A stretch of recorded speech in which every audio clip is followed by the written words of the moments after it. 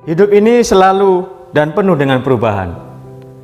Dan itulah fakta yang harus kita sadari sepenuhnya di dalam perjalanan hidup kita.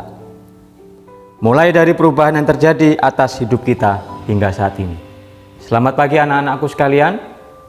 Mari kita awali hari ini dengan renungan yang akan saya ambil di dalam Yeremia 2 ayat 21. Sebelumnya mari kita sama-sama berdoa. Tuhan di surga, terima kasih atas hari ini Tuhan. Kami sungguh mengucap syukur atas cuaca yang baik yang Kau telah berikan kepada kami. Kami akan mendengarkan sedikit firman-Mu Tuhan, kiranya firman-Mu dapat menjadi kekuatan dalam kehidupan kami. Terima kasih Tuhan, dalam nama Yesus kami berdoa. Amin. Di dalam Yeremia 2 ayat 21 dikatakan, namun aku telah membuat engkau tumbuh sebagai pokok anggur pilihan, sebagai benih yang sungguh murni. Betapa engkau berubah menjadi pohon berbau busuk, pohon anggur liar. Anak-anakku sekalian yang saya kasihi, kita tahu sekarang bahwa berbagai perubahan terjadi yang menuntut kita untuk mampu mengantisipasi semua itu agar kita tidak terlindas oleh semua perubahan yang terjadi di sekitar kita. Kita tahu sekarang wabah COVID-19 yang sampai saat ini belum terselesaikan, dan sampai saat ini pun masih membuat rasa takut dalam diri kita masing-masing. Kita bayangkan, apakah yang akan terjadi jika kapasitas kita untuk menanggung kesulitan yang terjadi tidak kita upgrade? Padahal hari-hari semakin sulit. Suka atau tidak suka, dan siap atau tidak siap, semua orang pasti akan mengalami perubahan. Baik itu perubahan secara otomatis, baik itu perubahan secara upaya. Mari kita lihat sama-sama.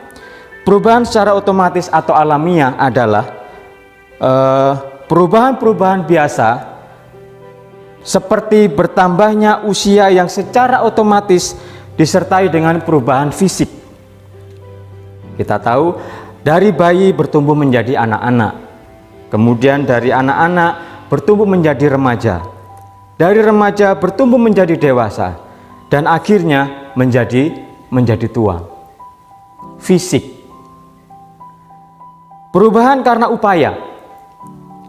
Perubahan karena upaya adalah suatu perubahan yang terjadi karena ada upaya dari pihak kita untuk berubah. Upaya dari dalam diri kita untuk berubah. Atau karena dorongan atau pengaruh dari pihak luar. Itu perubahan dari upaya. Perubahan tidak akan pernah terjadi jika kita terus menunggu waktu atau orang yang tepat. Tidak akan pernah terjadi. Kita adalah perubahan itu sendiri. Perubahan adalah hal yang tidak bisa dihindari oleh semua orang. Dikisahkan ada suatu cerita. Ada seorang gadis kecil. Dia sedang berdiri di pinggir keramaian. Pada saat dia berdiri di pinggir keramaian, selagi ayahnya memberikan suatu kesaksian tentang apa yang diperbuat Tuhan Yesus di dalam hidupnya. Dia menyaksikan bagaimana Tuhan telah menyelamatkan dia dan menarik dia dari gaya hidupnya yang sebagai seorang pemabuk menjadi seorang yang luar biasa yang diberkati Tuhan. Mari kita lihat.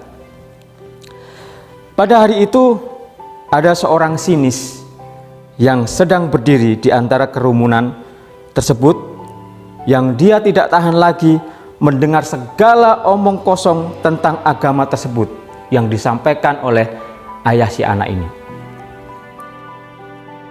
Dia berteriak, "Kenapa Anda tidak duduk dan diam saja?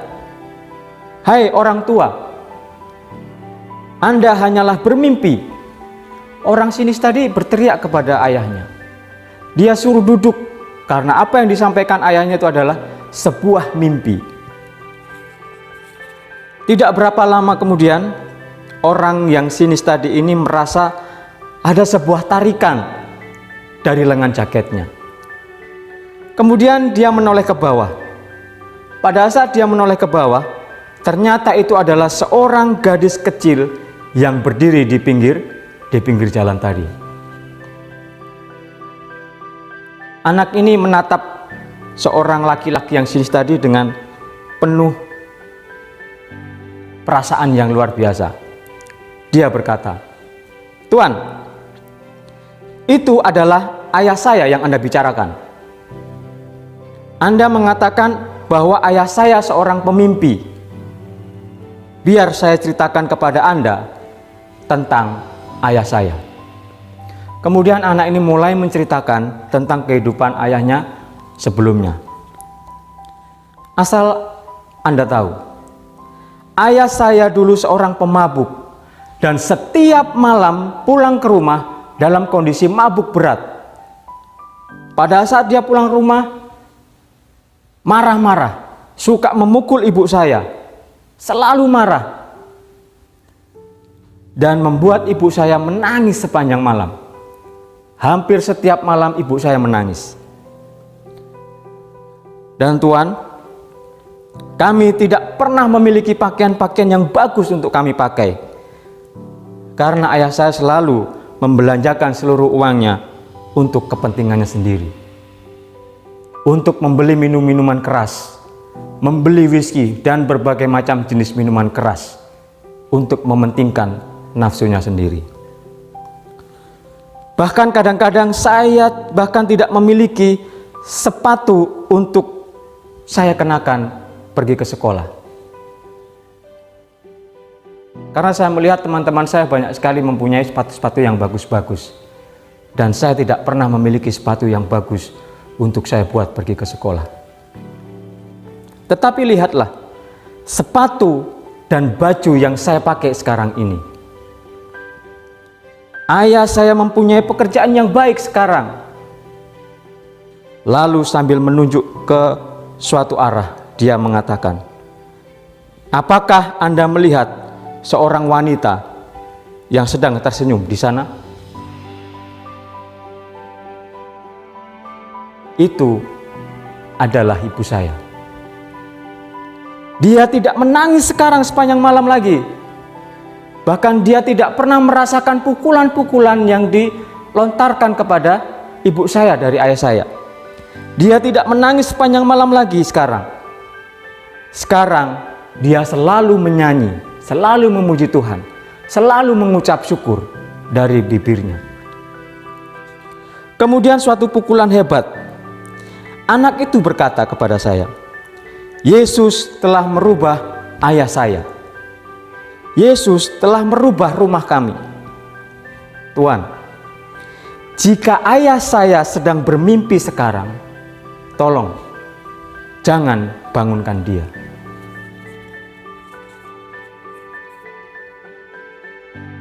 Hanya ada satu jawaban. Kita akan terlindas. Ini baru satu aspek dalam kehidupan kita, anak-anak sekalian. Itu artinya kita harus juga senantiasa berubah. Judul renungan pagi saya hari ini tentang upgrade your life. Kita harus merubah kehidupan kita.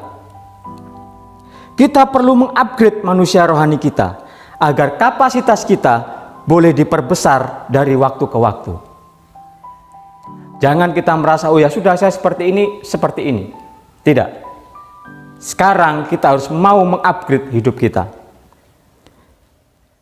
Agar iman kita, kasih kita, pengharapan kita, dan pengertian kita senantiasa di-upgrade dan bertumbuh di dalam Kristus. Dan agar kita mampu menghadapi berbagai perubahan yang terjadi dan menjadi pemenang atas semuanya itu. Karena itu, anak-anakku sekalian yang saya kasihi, mari kita mengupgrade hidup kita.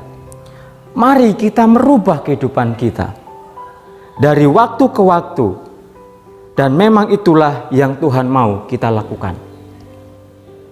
Dan telah mengenakan manusia baru yang terus-menerus diperbaharui. Kita bisa baca seterusnya ayat itu di dalam Kolose 3 ayat 10. Mari kita kenakan manusia baru supaya kita terus-menerus diperbaharui oleh Tuhan Yesus. dan supaya karakter kita memancarkan karakter Tuhan Yesus Kristus. Kehidupan Kristen yang normal adalah kehidupan yang mengalami perubahan. Dari Kristen kanak-kanak menjadi Kristen dewasa rohani. Dari kehidupan lama menjadi kehidupan baru. Dan semakin berubah ke arah Kristus. Anak-anakku sekalian yang saya kasihi, kalau perubahan itu negatif, seperti pohon yang tidak berbuah, cepat atau lambat kita pasti akan ditebang. Oleh karena itu, mari kita upgrade kehidupan kita dengan perubahan yang positif, yang selalu didasarkan oleh firman Tuhan. Mulai sekarang, saya mengajak anak-anakku sekalian, mari kita mengambil komitmen bersama-sama. Tuhan, upgrade hidup saya Tuhan, rubah kehidupan saya Tuhan, supaya saya memiliki hidup baru, supaya hidup saya memiliki sesuatu perubahan sesuai dengan yang Tuhan berikan dalam kehidupan kita. Mari kita sama-sama berdoa. Tuhan Yesus, terima kasih atas firman Tuhan yang sudah kami dengarkan. Kiranya firman-Mu dapat menjadi kekuatan dalam kehidupan kami dan dapat menjadi perubahan dalam kehidupan kami untuk lebih hari lebih dekat kepadamu Tuhan. Sertai kami Tuhan, anak-anak-Mu Tuhan, berkati orang tua kami dimanapun mereka berada dalam pekerjaan mereka. Terima kasih Tuhan, kami serahkan kehidupan kami sepanjang hari ini dalam tangan-Mu. Di dalam nama Yesus kami berdoa. Amin.